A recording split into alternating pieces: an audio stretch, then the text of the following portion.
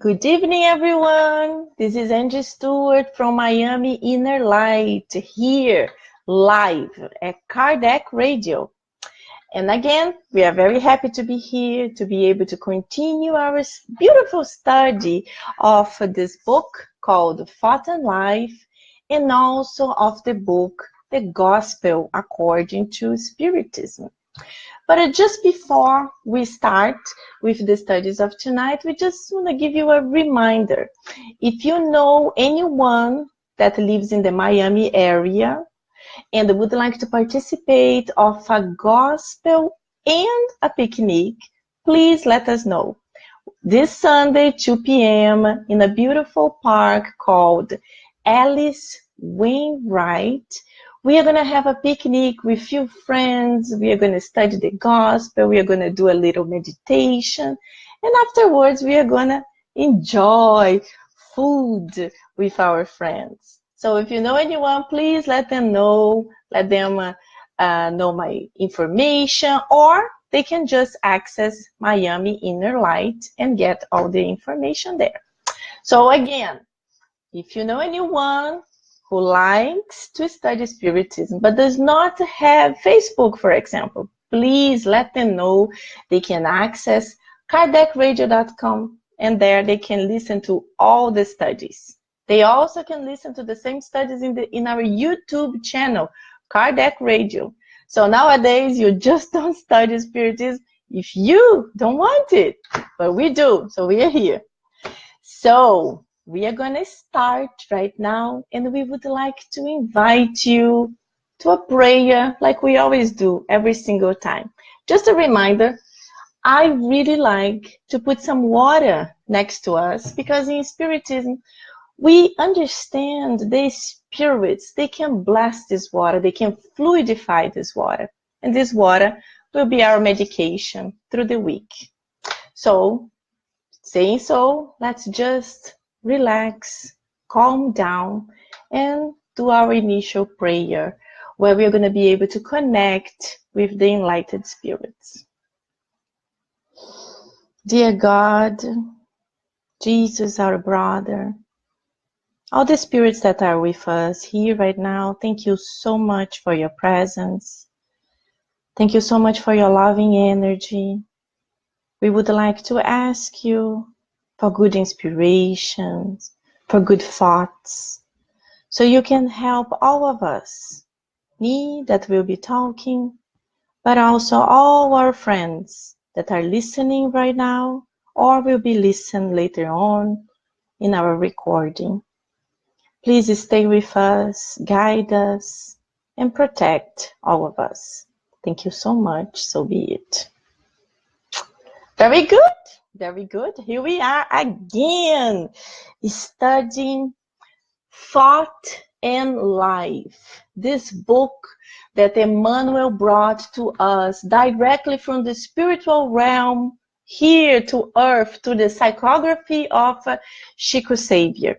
So this book is a simple book with many beautiful lessons that help us to understand how we can improve our life here. So this book was created to help the spirits in the spiritual realm that would be soon reincarnated on earth. Was a way that Emmanuel could guide us how to avoid the same mistakes. So we have been studying 16 chapters, and tonight we are going to study 17, the profession. And Emmanuel is so organized. Last week, 2 weeks ago, we studied the vocation, what we have within us, what we like to do, what gives us joy to do. And many times, this joy can become a profession. We know that. Sometimes it does not become a profession, it becomes more like a hobby. But we have this. So Emmanuel connected. So let's see. If you don't have the book, please go to the page on Facebook of Miami InnerLight. You can go to photos. Then you're going to see the 2 books we're going to study, and you can access the page of the studies today. will be chapter 17, page 65. So I will start reading it. Well, we have so many friends that join. Let me just say hi to everyone. Márcia Puntel, very good to see you here. Sol Souza, Vanessa, awesome, Vanessa. Daniela, Alzirene, Carla, Ceissa, Teresa, very good. Nice to see all of you here. I can't hug all of you, but feel hugged, okay? So let's go. The profession, 17. Through the various professions and many contacts which they afford between people, the human race has created a vast network for the purpose of uplifting human dignity. As a result of these self-giving actions, repercussions of the divine beauty are produced, which open up new roads to the celestial kingdom. An honestly practiced profession, even when remunerated, induces people to respect the fulfillment of their duties. But selfless giving, which is one sacrifice for the happiness of others, ennobles the spirit. That is why everyone feels the need to build a permanent altar in their hearts to true heroes. Selfless giving begins when duty ends. When practiced, it produces a reaction in higher spheres that reaches down to humanity. An ordinary delinquent in prison inspires pity because of his suffering, but a pioneer of a noble cause, unjustly jailed in the same prison, elicits admiration, respect, and emulation. The friendly and the conscientious administrator who scrupulously divides his earnings and spends his share honestly is an example of earthly virtue. But the person who works selflessly for the benefit of others is a messenger of heavenly virtues. A governess who receives a salary for her tender care of a child merits high regard and recognition. But a motherly heart, with its constant acts of self-sacrifice, is a fascinating and splendid example that emphasizes the glory of pure love. Thus, mathematicians who are acclaimed by the people and are adequately paid for their work are classified as scientists. But the scientists who are wholly committed to a project for the peace and security of civilization and who employ all their energy in complete oblivion of themselves to reach their goals are regarded as benefactors. Humankind progresses forward when faithful to their obligations. Through selfless giving, angels are drawn to them, thereby improving life in the world.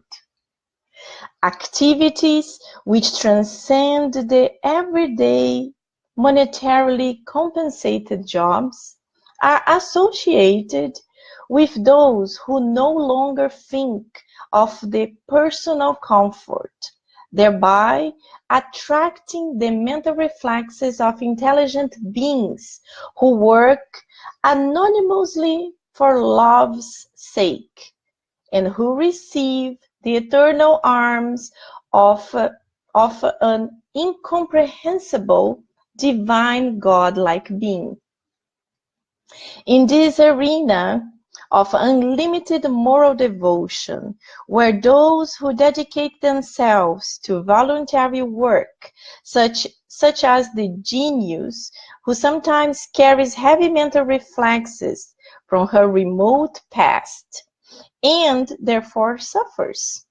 We also find eminent clergy of all religions, gifted artists, and noble inventors of all nationalities, as well as devoted mothers, so often suffering, forgotten, and totally ignored throughout the world.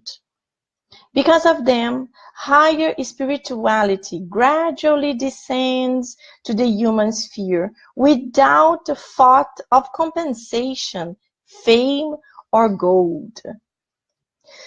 Through total detachment of self in helping others, the soul experiences the sublime mission of alignment with God's will, thus attracting the divine thought that works towards the polishing and ascension of humankind.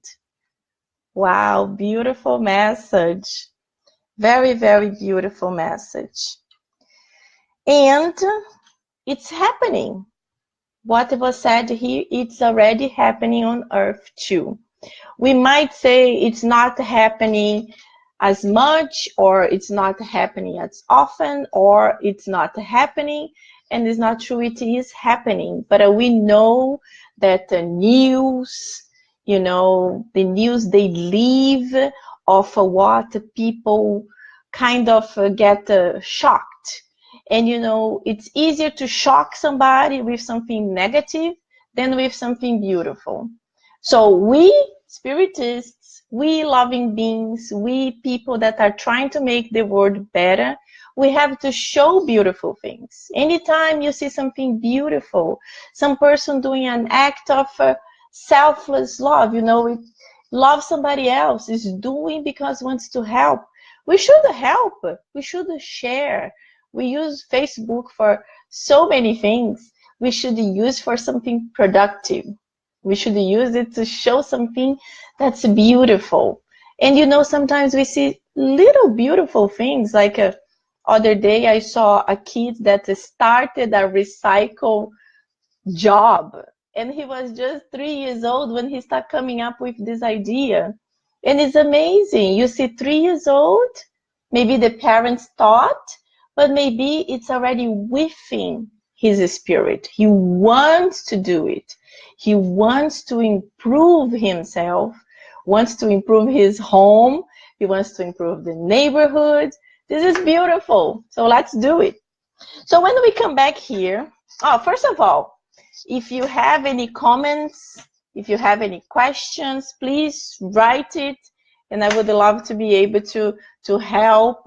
If I know, I can answer. If I don't know, we will research together. But when we go back to 17, the profession, right in the beginning, Emmanuel says, through the various professions and the many contacts which they afford between people, the human race has created a vast network for the purpose of uplifting human dignity. So when we think about that, all this beautiful network to uplift human dignity, we can start thinking about one person, me, Angy. In this life, I am Angy. I'm using this body, and I have my profession. But what was I in my past life? I don't know. But whatever I was, it builds up to my improvement. And it will continue being like that. If one day I become a pianist, that would be really beautiful. It will build up with many other professions I had in my life. And every time you learn something, you are improving yourself. You are improving yourself in many different aspects. And we spiritists, we always want to improve in both sides. We want to improve the moral side, that's so ultra important. And the spirits also say that's the most difficult side to be improved. And we want to improve ourselves intellectually too. So we want to study something. We want to improve something. Even if, let's suppose in this life, I could not study a profession. I could not go to college. But I was able to become a nanny. Like we read here before, she was not called nanny, but she was called, let's see. She takes care of a kid. I will see it later on. Oh, here, a governess. A governess who takes care of a child. And she merits recognition because she's doing a good job. So let's suppose I did that. So how is my behavior doing that? And I'm doing that just because of the financial condition, just because of I have a salary. Yes, you may say, yes, you are working because you need money to survive. Yes, yes, it is. But depending on our dignity and our morality, we will try to do our best possible. Doesn't matter which profession we have. We will work hard to be good people, to be correct people, and if possible, to be loving people. To do whatever we have to do with love in our hearts, being positive, thinking, I am going to my work and I will do my best. I will be happy there because I will spread a little bit of happiness to my co-workers, to my boss, to whomever I will interact. So this should be our thoughts all the time, all the time, all the time. But let's go back to the text. Let's go back to the text. And he talks about also an honestly practiced profession, even when remunerated, includes people to respect the fulfillment of their duties. That's what I just said. So when you're doing well your job, when you are respecting, when you are trying to improve, being honest, doing your job in an honest way, not trying to do something, who knows, something illegal, or trying to do something that's going to show off that you did, but you are actually copying someone else. This is not exactly what we want to do. We want to be honest people, moral people, good people. And if we have these tendencies, we really need to start controlling ourselves, controlling our bad behaviors, because we want to start showing real good behaviors, real good qualities. That's what we need. Even if sometimes it's difficult, but we have to control our bad behaviors. Because when we have this habit of controlling, one day it will be normal. You will not need to control it anymore because it will be normal. It's part of your life. But we have to start little by little until it becomes a nature. So then we continue. Then he says, you know, this is great, but selfless giving begins where duty ends. So this is true. My duty is until here. That's my duty. But if I do anything extra, and not because I am obligated to do it, but I'm doing from my heart, this is this process of selfless. Then I'm giving something, not because I'm obligated to, but because I want, because I feel to, because this is part of my being. And that's where we want to be. That's exactly where we want to be. And he continues talking about, we feel pity. We feel pity for a prisoner that is in jail. So he's in jail. He is not able to have access to his freedom anymore because of whatever crime he committed. He will be restrained there for a certain amount of time. But then we feel much, much worse if, for his example, the pioneer of a noble cause unjustly jailed in the same prison, it elicits admiration, respect, and emulation. So what is emulation, for example? Emulation is like the desire to do the same thing. Not to go to the prison, but the desire of doing the same thing positive that this person did. And this happens all the time. Many times we see beautiful examples and we're like, wow, if that person can do that, I might be able to do something similar. So this is what we should do. We should always inspire people to do something positive, something good. And when we start doing this, that's when the selfless start coming with us. That's when we start really having this inner transformation that we have to work so hard to be able to make it natural. Then Emmanuel continues.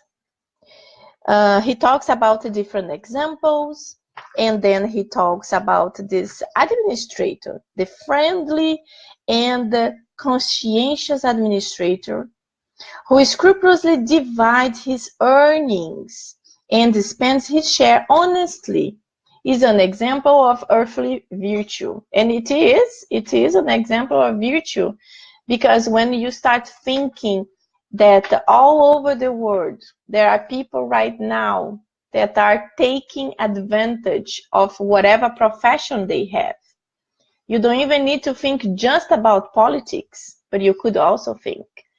And we have to know also there are good and bad people exercising their profession. Just because politics have access to a lot of money and a lot of them make a misusage of it, it doesn't mean that every single politician is a dishonest person. We cannot make this kind of assumption because this is not true. And I am sure there are professions in every single area, politicians too, that they are fighting against corruption. They are doing their best to be able to overcome this big crowd that are doing wrongdoings. So we have to exercise our free will, and exercise our free will in the sense of always helping the ones who are doing good. It's better for us to say positive things than to attack the negative. I'm not saying that we shouldn't, how can I say, we shouldn't show what is going wrong in the world. Yes, we can do it too, but there is a difference, a very dangerous difference of you showing something that's not good and saying we have to improve, we cannot do that, it's not acceptable, let's help it not to be repeated, and showing something and saying this person is evil, it has to pay for the crimes, and this person deserves whatever thing is bad. So you can see the difference. One, you are trying to show something wrong that has to be improved, that has to be modified.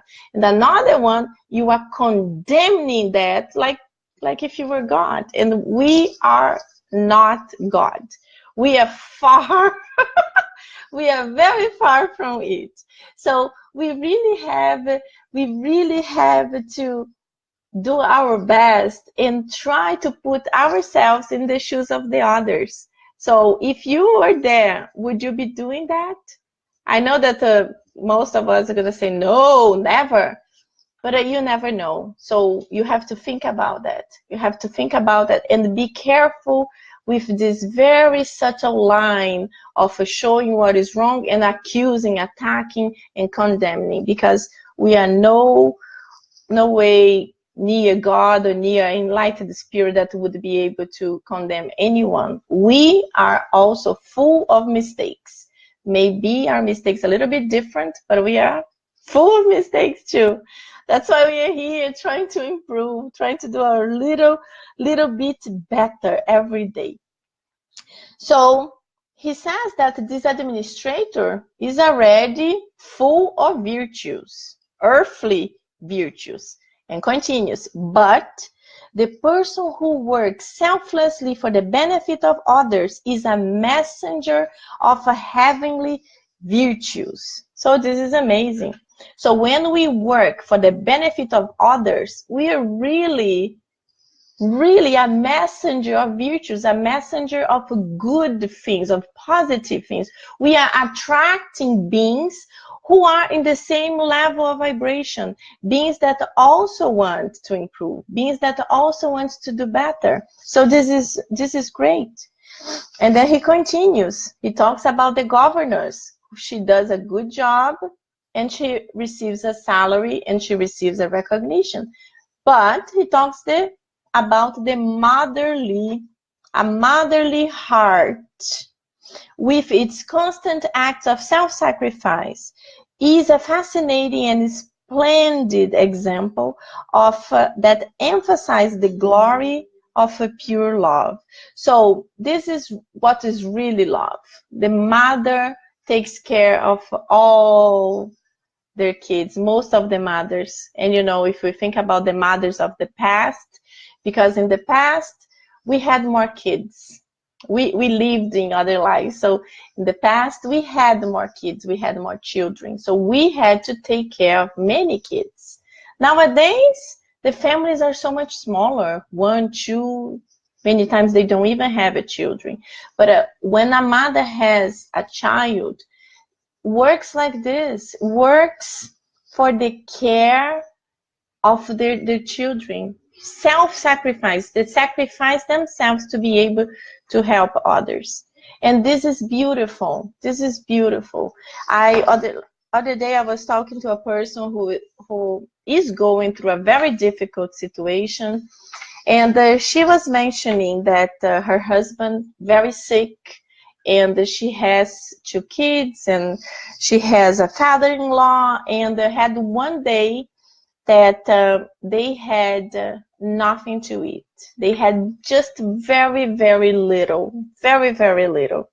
So she heated and she put a little tiny portion to each person, and in purpose she gave the food in whatever they were, so they were not all together. And she said this because she didn't want them to understand, to see that she had no food for herself. So that night she did not have dinner because there was no food. But she said that she felt really good, that she could feed even just a little bit her kids and her husband and her father-in-law. But she self-sacrificed. So this is really what we would love to do to everyone. But in the level that we are right now, we can't. Well, most of us, we know there are some people that are already in this level. They are already capable of that.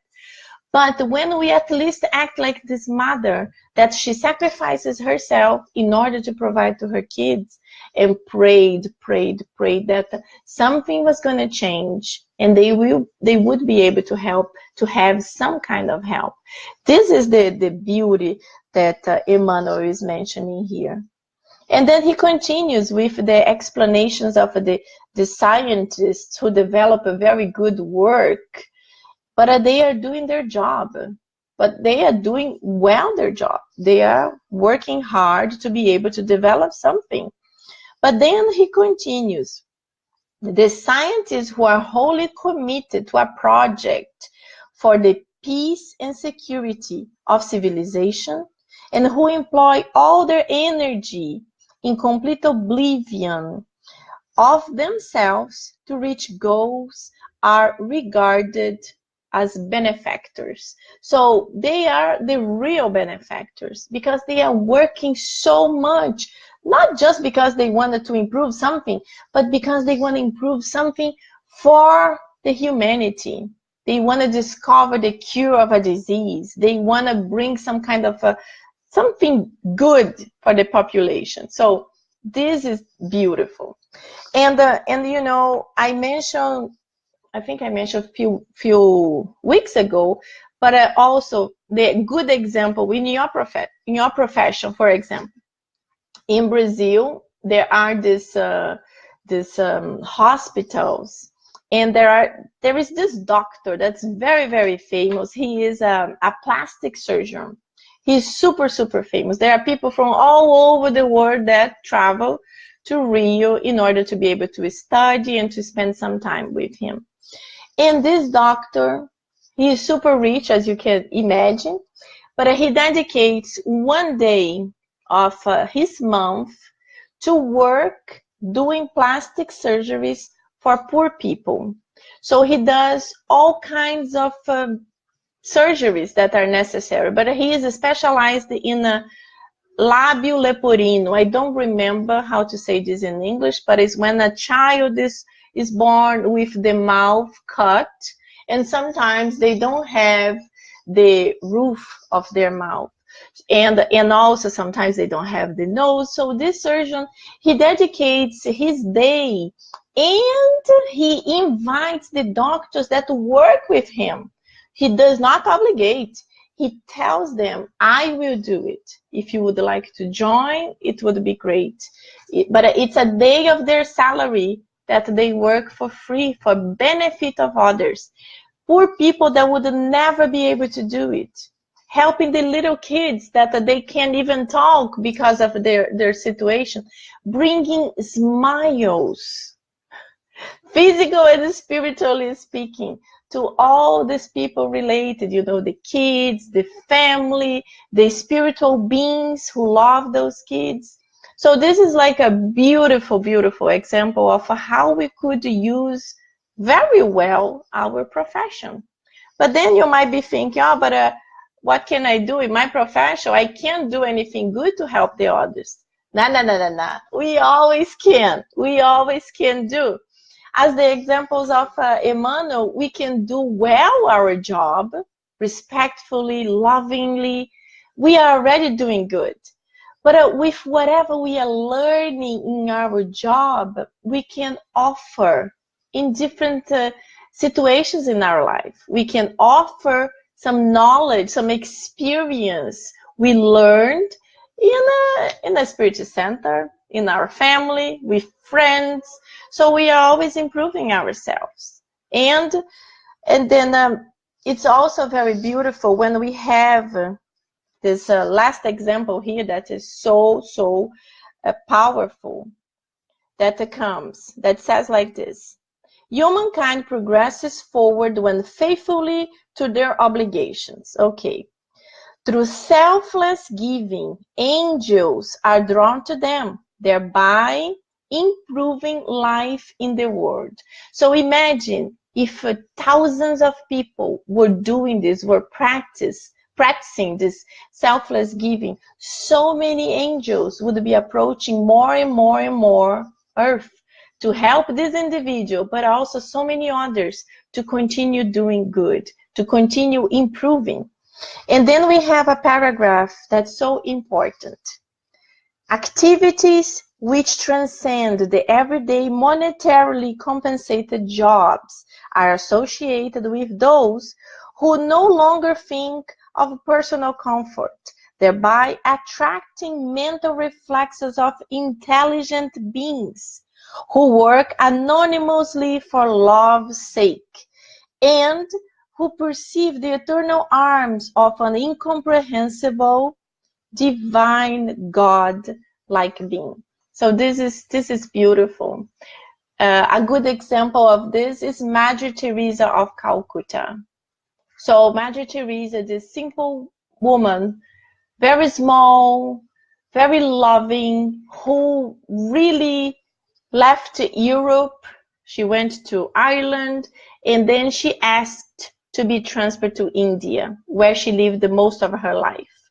So she was a nun. So she was trained, she studied so much to be in the I forgot the name, in the location where the nuns, they live, to be praying, to be elevating her thoughts, to be just doing good things throughout them, to improve their spirits, for example. But Mother Teresa, she said, I don't want to be in the closure. I want to be outside. because the love of Jesus is outside. I need to be outside where I am needed. Outside is there where is pain, where is suffering, where all the poor people are located. So I want to go outside to help. And that's what she did. And she did an amazing work, a work that even the Prince Charles of England met her and told her, Mother Teresa, you are doing an amazing job. I congratulate you for all this beautiful work you have been doing. And she, very tough little woman, she said, Prince, I am no one. I'm just a woman. But there are some people who have much more power than me, and they can do much more than me, but they are just not doing as much as I am because they don't have the strong will yet. So she didn't say with these exact words, but it was more or less like this. And the prince understood her message. He was a prince. He had all this power, and he couldn't do as much as she was doing. But I have to say his wife, his ex-wife, she was doing very well because she really became this angel of charity. Whatever she was going, Lady Di, she was donating her love, visiting sick kids, visiting prisons, visiting so many people. And she learned with Mother Teresa. They became very, very big friends. And there are some people in Brazil, in Spiritist centers, who said that when she discarnated, Mother Teresa was the first person who welcomed her in the spiritual world. So I believe it is possible because loving beings are always there to help us. So I created a little chart here because in the end, Emmanuel tells us of these different levels of devotion, these different levels of caring. So I created my own chart here because this is how evolution happens. It happens in everything, and I believe that it can happen also like this. So let me see if you can see. Ooh. So this is like, basically it's like this. So it's the law of evolution in devotion, in caring for others. Not necessarily on charity, but in caring for others. So it starts in the bottom. The lowest level, if we can talk, is about that people that don't care or they are against it. When somebody says, oh, somebody else needs help, I don't know what to do, isn't that terrible? The person says, I don't care. Or like, don't even call me, I'm not going to do that. Don't even come like this. This is the lowest level. And then evolves a little bit. And then the same person comes to talk. And the person says, oh, I feel bad, but I can't help right now. So it's a little bit of improvement because now this person already feels some compassion, but is not in the level of doing something. And then improves again and comes. This person will help if there will be some kind of advantage. Okay, so if I do this, what I'm gonna get back? So I will help, but I need to get something back. Yes, but the person is already saying it's gonna help. So as I said, this is evolution. It's getting better. It's getting better. Then the level 4 is I will help if it is somebody related to my very close family. So this person is already willing to help, but it has to be somebody from their close family. And then level 3, I will help if this person will recognize what I did, meaning will say thank you, will demonstrate that whatever I did was fantastic or whatever. Okay, it's helping, but helping with conditions. The level 2, I will help if I will be recognized. So I will help, but everybody needs to know that I'm helping. So it's still with conditions.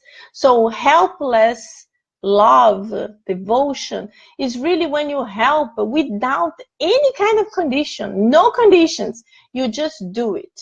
And then there is the top level, the highest level. This person will help for the happiness of doing it. This person helps because loves to help. It's not helping because of thank yous, of conditions, or because it's family. No, it's helping because it wants to help. And this is what we have to aim for. That's what we would like it could be. So it is difficult? Yes, it is difficult, but it is possible. And we have to work towards it. And we can do it. Yes, we can. Yes, we can.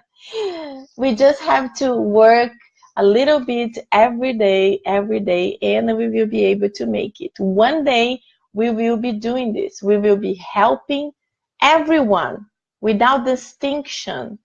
We will be helping without anybody knowing we are helping. We don't even care if everybody will know, if even the person will discover. But we will help. This is the beauty of selfless devotion, selfless love. So now we have to go to our second book, The Gospel According to Spiritism. And we are in this very exciting portion of the book, the introduction, but we are talking about the summary of the doctrine of Socrates and Plato. So here in the summary, we understand how Socrates and Plato, they were thinking so much alike with the teachings of Jesus, but also with what we already know in Spiritism. So it's really, really connected. As I like to say, Socrates was born 428 years before Jesus. So mathematics, amazing that so many years ago, his teachings were so similar to the teachings we are having right now. So we are reading number 7. So introduction, the summary of the doctrine of Socrates and Plato, number 7. In my book is page 44. So I will read and then we comment. Number 7. The constant preoccupation of philosophers, as understood by Socrates and Plato, is to take greater care of the soul and less care of this life, which is only an instant from the perspective of eternity. If the soul is immortal, would it not be wise to live with a view of eternity? So this is what Socrates was teaching and what Plato was taking notes, because Socrates did not write anything. He did exactly like Jesus. He talked, but he never wrote anything. And then Kardec comes and make a short comment. Kardec says, both Christianity and Spiritism teach the same thing. And it is true. We understand that this life, this incarnation, we might live up to 100, maybe a little bit more, or maybe much less. And 100 years is absolutely nothing in the eternity. It's just a split second. But we care so much about this life. We think so much about money, power. We fight with everyone. We get angry. And in the reality, we should really try to improve ourselves, because it's just like this. And we should avoid committing so many mistakes and making actually improvements, because we already made lots of mistakes in the past. So let's make improvements. And the good thing here is that Christianity and Spiritism, they teach exactly the same. So number 8. If the soul is immaterial, then after this life, it must go to a world that is that is equally invisible and immaterial, the same way that the body upon its decomposition returns to matter.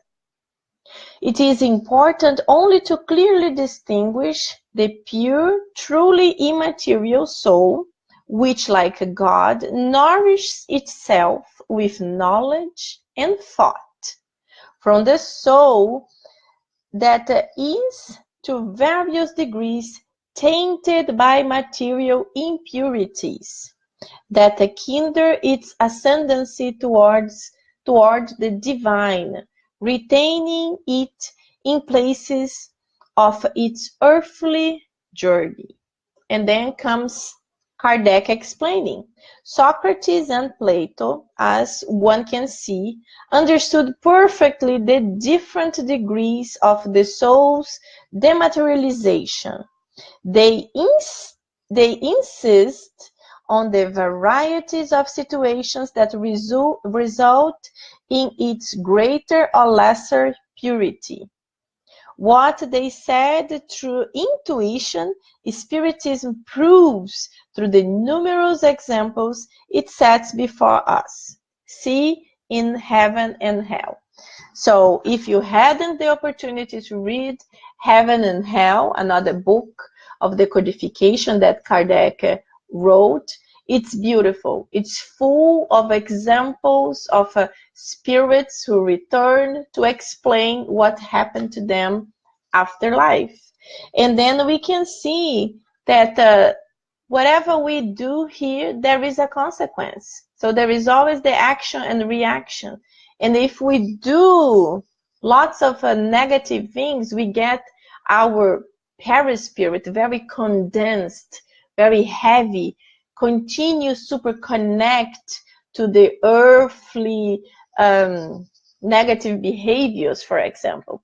And when we do something as a selfless love, like for somebody else, helping somebody else, then we are really exercising our free will to better ourselves. And then we also will have this reflected in our evolutionary energy, in our evolutionary path. And they understood it perfectly. So then we continue. Number 9. If death were the complete dissolution of a person, it would be a great gain for evil ones, because after their death, they would all at once be free from their bodies, souls, and vices. Only those who have adorned their soul, not with an improper ornament, but with a proper one, may peacefully await the hour of their departure to the other world. And Kardec comments, in other words, this means that materialism, which proclaims nothingness after death, would be the annulment of all final moral responsibility, and consequently an incentive to evil. That such evil has everything to gain from nothingness, that only individuals who have rid themselves of their vices and have enriched themselves with virtues can peacefully await the awakening in the other life. By the examples it sets before us daily, Spiritism shows us how painful the passage from one life to the other, and the entrance into the future life is for evil souls. So the last sentence again, Spiritism shows us how painful the passage from one life to the other, and the entrance into the future life is for evil souls, also in heaven and hell. So here we understand that everything we do, there is a consequence. Eduardo, what a nice surprise. Hello, my friend. Miss you so much. To the ones that don't know, Eduardo Guimarães and myself, we open Inner Enlightenment over 10 years ago, almost 11 years ago. And I have to say, inner enlightenment is beautiful, is working prosperously in New York, in Manhattan. And it was through the hard work of Eduardo contacting us that we were able to open the center. So as I was saying here, whatever we do here, it will have a reflection on us, a reflection also on our perispirit. Everything good that we do, we attract good spirits, we attract good vibrations, we attract good things towards us. But everything negative that we do, we are attracting to ourselves too. We are attracting negativity, we are attracting bad spirits, we are attracting even bad negative consequences in this reincarnation, in this life, not just in the next one. But what happens is that when you die, when you leave earth and you go to the spiritual realm, then you will face the consequences of your acts, the good ones and the bad ones. And you also face the spirits that affect you, the spirits that were affected good in a good way or in a negative way. So everything has a connection. That's why we really need to try to connect with good things. So we will be improving, and when we discarnate, when we die, it will be the same or better than it was here. Because we have to be careful. Sometimes we are living a life and we are thinking we're doing so good, so beautiful. And when we arrive in the spiritual realm, it's very different than what we expected. So be careful with your actions. Be careful with what you say, what you do. Because we want to have positive actions. We want to attract goodness all the time. Even knowing sometimes we can't. Sometimes without knowing we hurt people. And the people, they don't tell you, but they keep that anger, they keep that feeling, and they keep nourishing this against us. So sometimes you don't know, but you have to pray that you will be able to do the best you can. And if you made somebody unhappy, you will be able one day to prove to that person that you made mistakes. We all do mistakes. Mistakes can be different. But when we are trying to improve ourselves, through our actions, we can prove to that person, I made a mistake to you, but I'm not like this anymore. I changed. So that's important for us to really improve ourselves. So we have a few minutes. Let's continue. If you have any questions or any comments, please let me know. I would love to discuss. This part of Socrates and Plato is extremely interesting, because when you think about this man 2,500 years ago, and that they had these thoughts, they had this level of understanding, it's really mind-blowing. It's mind-blowing. Number 10, the body retains the well-marked vestiges of the care it has received, or of the accidents it has experienced. The same occurs with the soul. When it is delivered from the body, it carries the obvious traces of its character, its sentiments, and the marks that each action of its life has left on it. Thus, the greatest misfortune that can occur to a person is to go to the other world with a soul loaded with crimes. You see, Callicles, that neither you, Pollux, nor Gorgias could prove that we must lead another life that will be useful when we find ourselves on the other side. From so many diverse opinions, the only one that remains unshakable is that it is better to receive than to commit an injustice. and that before anything else, we must apply ourselves not to seem virtuous, but to be so. This is from the dialogues of Socrates with his disciples when he was in prison. Just to think about that, it's already amazing. He was teaching his disciples in prison.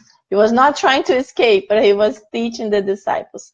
Then we have the comments of Kardec. Here another crucial point is encountered, confirmed today by experience, according to which the unpurified soul retains the ideas, tendencies, character, and the passions that it had while on the earth. The maxim, it's better to receive than to commit an injustice, is it not entirely Christian?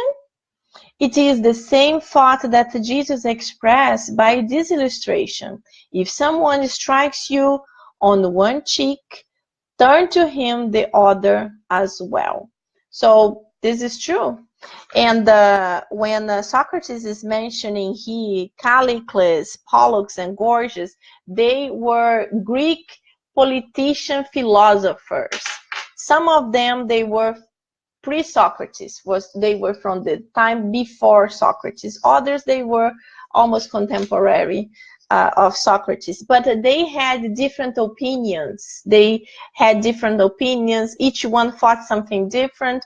But as Socrates mentioned, the only thing they thought the same, and he also agrees, is this: it is better to receive than to commit an injustice. And that before anything else, we must apply ourselves not to seem virtuous, but to be so, to be the virtue. And yes, this is true. We understand also in Spiritism that whatever we do, there will be consequences in our physical body, but also in our spiritual body. So we can damage our perispirit. That's why, for example, people who commit terrible things like a suicide, they shoot their head, they damage their perispirit in this area here. So probably in their next reincarnation, their perispirit will keep this damage. So they will have to reincarnate with the consequences of their wrong acts. So we don't know what are the consequences. We don't know how this is processed, because God is really good. God is really our mother and father. And in Spiritism, we can never say, oh, you did that, so you will reincarnate like this. We can't say that. We can imagine the possibility, but we cannot say that's what it's going to happen. So this is also what Socrates believed, what Socrates understood. So it's really amazing how they had this level of understanding so many years ago. If we live 100 years maximum, and nowadays, because of the development of medicine, the development of sanitation, the way of living improved so much. Imagine in the past, there was no medicine, there was no penicillin. So you got sick. If you had an infection in your tooth, you might die. So people lived much less. They lived 30 years old. So you can imagine how many reincarnations we might have had. But you can imagine this man, these philosophers, but especially Socrates and also Plato, that really was the best student of Socrates, and they fought so much alike. They were really missionaries. They were missionaries that came to earth to start taking care of the soil. So many years later on, Jesus would be able to come and to start his teachings, to try to help us to improve, teaching us a God of love, not a God of fear, like Moses had to teach us, because in that time we were still very tough spirits. So it's really beautiful, and I'm very happy that we can study about the doctrine of Socrates, because there are thousands of spiritists who never even heard of it, who never even knew this is written in this book. Yes, yes. A lot of people, they don't read the introduction of the books, so they don't read the introduction of the gospel. And it's so important. So it's very, very beautiful that we are doing it, that we can read it, that we can improve our knowledge about these beautiful philosophers of the past, these real missionaries who came to earth to start spreading love, to start making our level of understanding higher. So this now is 10 o'clock. Marilda Veiga. Hello, Marilda. Welcome. This is 10 o'clock, and we finished our study for tonight. It was wonderful to have all of you here.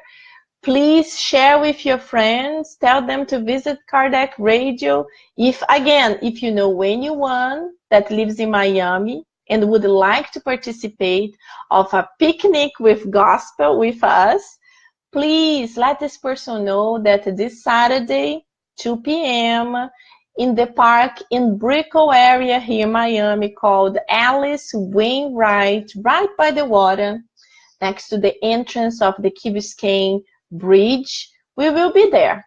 So it will be a pleasure to continue studying the gospel, and when we finish, we will do some mentalization, some kind of a connection with our spiritual guides. It will be beautiful. So my friends, right now, we would like to invite you just to relax. If you want, you can close your eyes, and we are going to do our final prayer. Almighty God, beloved Master Jesus, the enlightened spirits of Socrates and Plato, thank you so much for all your beautiful teachings, for this beautiful energy, for this vibration of love that we feel surrounded at this moment. Please send this loving vibration to our brothers and sisters who are listening right now, but also to the ones who couldn't be with us tonight, but they will be listening to this talk sometime soon.